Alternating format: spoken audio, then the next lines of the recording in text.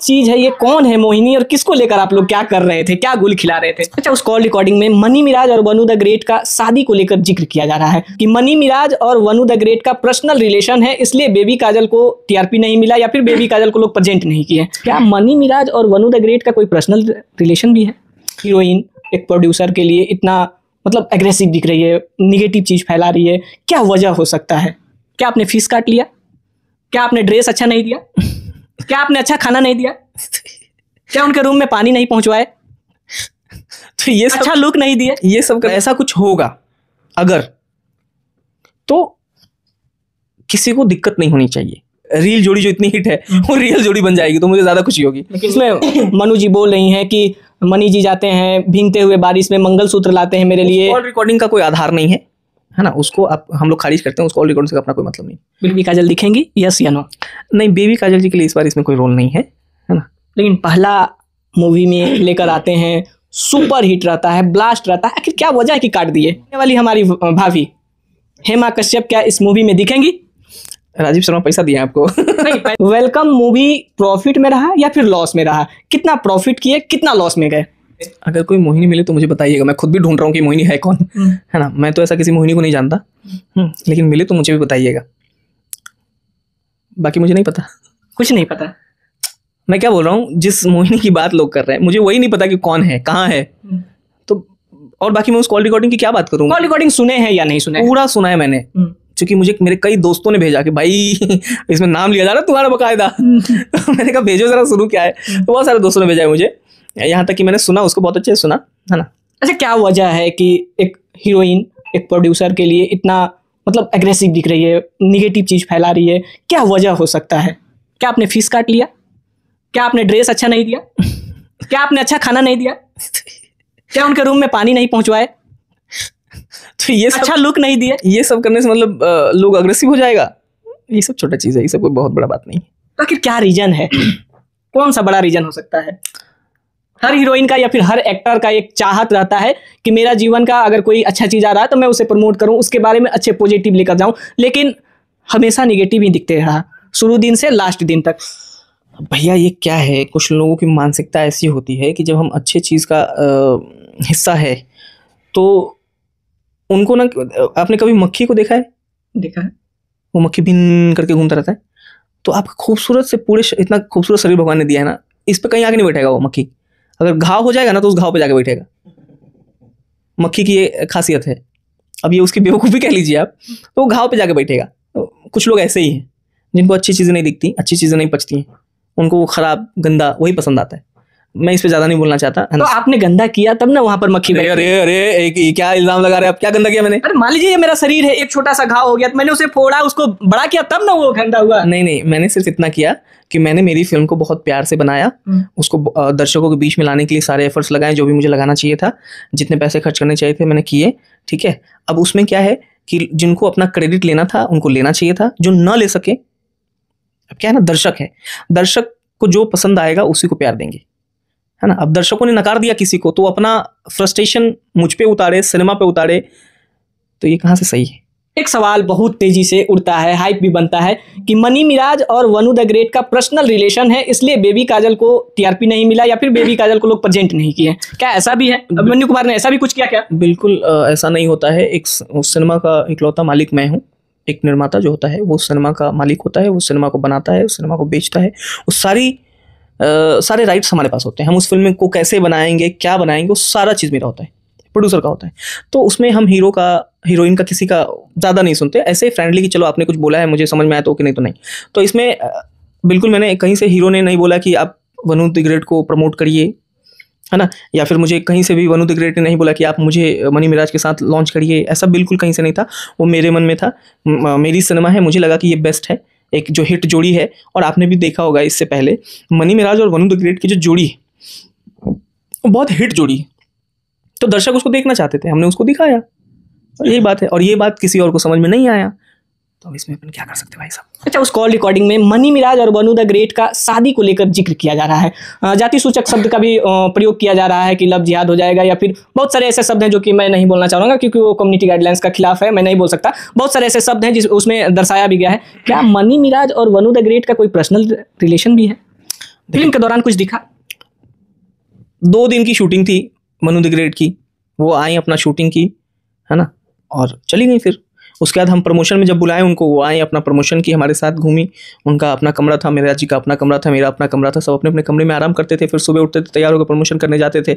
और ऐसा कुछ होगा अगर, तो किसी को दिक्कत नहीं होनी चाहिए।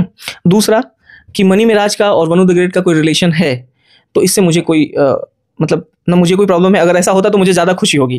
खुश होंगे? हाँ, मुझे ज़्यादा खुशी होगी। एक रील जोड़ी जो इतनी हिट है वो रियल जोड़ी बन जाएगी, तो मुझे ज़्यादा खुशी होगी। लेकिन ये मुस्कुराहट कहीं और ले जा रहा है। ये आपके कहने का मुताबिक कि ये जोड़ी जम सकती है रियल में भी और रील में भी।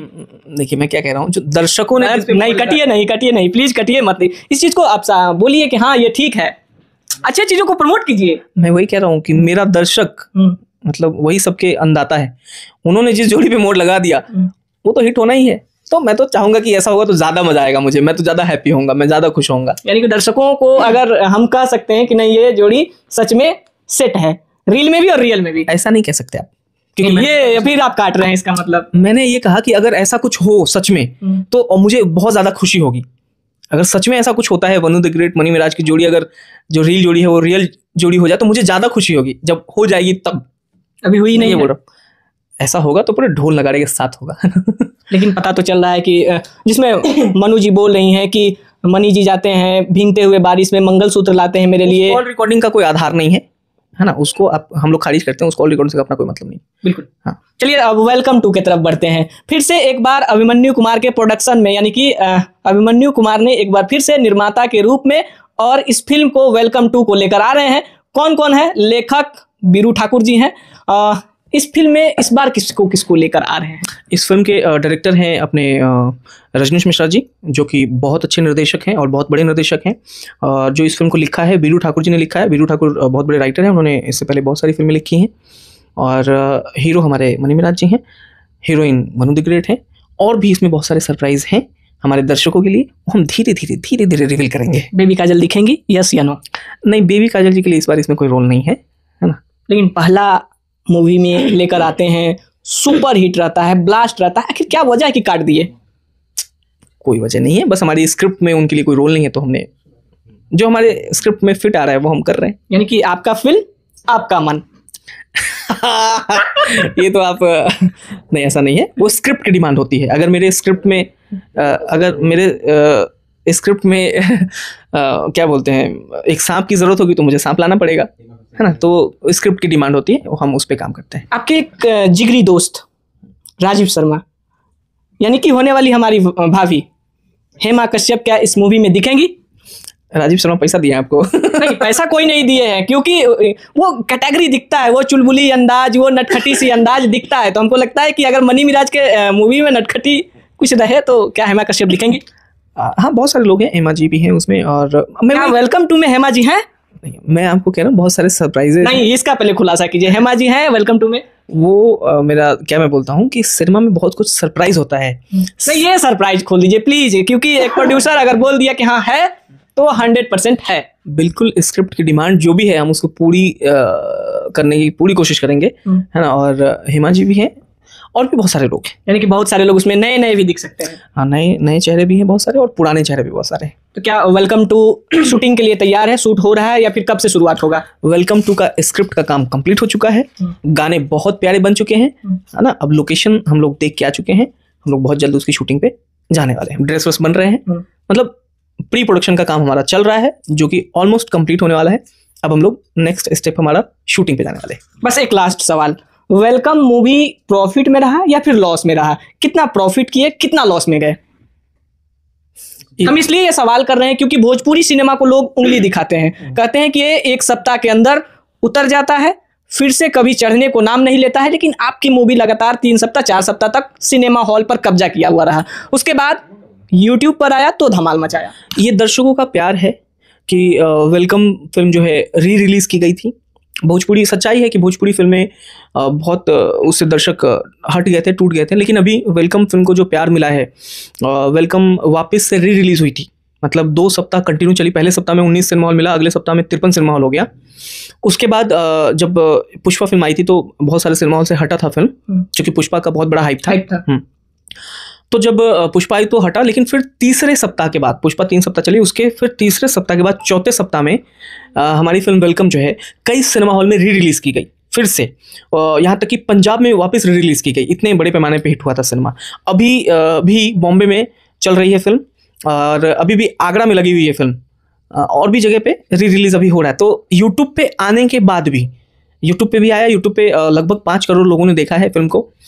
उसके बाद भी री रिलीज़ हो रहा है सिंगल थिएटर में, दो सिनेमा हॉल, 3 सिनेमा हॉल, ऐसे कर करके, और सब जगह अच्छा रिस्पॉन्स है। यहाँ तक कि काफ़ी सालों के बाद भोजपुरी फिल्म नेपाल में चली है। वाह, ये आपको एक सल्यूट देना चाहेंगे। भोजपुरी को आपने फिर से जन्म दिया है सिनेमा हॉल में, हमें एल्बम का नहीं बोल सकते। ऐसा बिल्कुल नहीं है कि मैंने कुछ किया है, वो हमारे दर्शकों ने किया जो भी किया है। और मैं दर्शकों से मतलब एक अनुरोध कर रहा हूँ, एक रिक्वेस्ट कर रहा हूँ कि आपकी जिम्मेदारी है कि भोजपुरी सिनेमा को फिर से खड़ा करना है।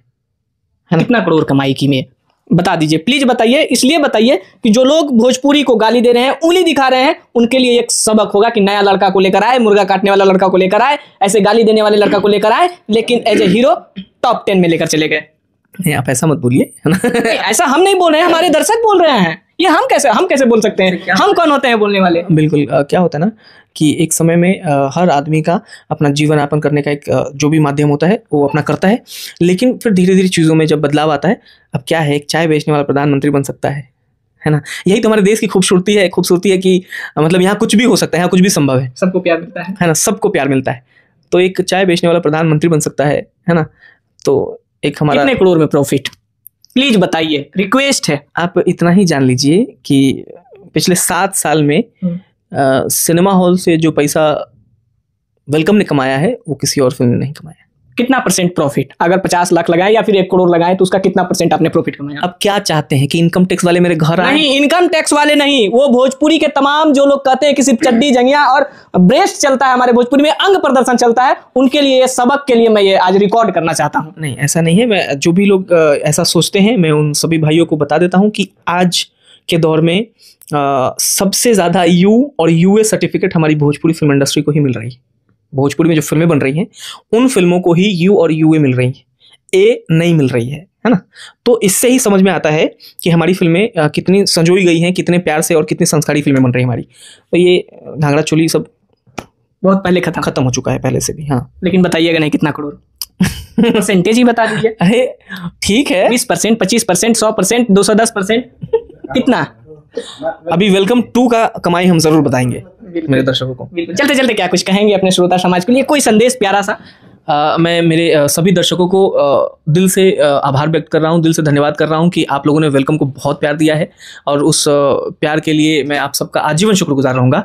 जो प्यार आशीर्वाद आप लोगों ने वेलकम 1 को दिया है, वही वेलकम 2 को भी दीजिएगा, हमको पूरा आशा है ना। और बाकी हमारे BH न्यूज़ के जितने भी दर्शक हैं उन सभी का भी आभार व्यक्त कर रहा हूं मैं, मुझ पे और हमारी फिल्म पे, मनी मिराज जी पे और इनके चैनल पे ऐसे ही प्यार। सोशल मीडिया पर एक चीज बहुत तेजी से वायरल कर रहे थे लोग, बहुत सारे लोग निगेटिव खबर भी चला रहे थे। उन सब निगेटिव चीजों से ऊपर उठ के इन्होंने तो नहीं बताया कितने करोड़ में कमाए या फिर कितने प्रॉफिट में कमाए, लेकिन हम बता देते हैं कि इतना कमाया, इतना दर्शकों का प्यार इन्होंने लूटा जो आज तक कोई भोजपुरी में नहीं किया था। फिलहाल यही था अपडेट। वेलकम 2 आते ही आपको फिर से अपडेट लेकर आएंगे, और इनसे एक वादा करवा लेते हैं, वेलकम 2 आएगा तो हमारे कैमरे पर आएंगे कि नहीं आएंगे? अरे निश्चित रूप से, आप लोग ने इतना प्यार आशीर्वाद दिया, इतना सपोर्ट करते हैं आप लोग, हमारी बातों को जनता तक पहुंचाते हैं निष्पक्ष रूप से, तो एकदम निश्चित आप जब भी बोलेंगे एकदम हाजिर रहूंगा मैं। बिल्कुल, तो वेलकम 2 जैसे ही आएगा फिर से आपके बीच हम और हमारे जो प्यारे से प्रोड्यूसर साहब हैं अभिमन्यु कुमार, यानी कि प्रोडक्शन हाउस अभिमन्यु कुमार का, फिर से आ जाएंगे आपके बीच।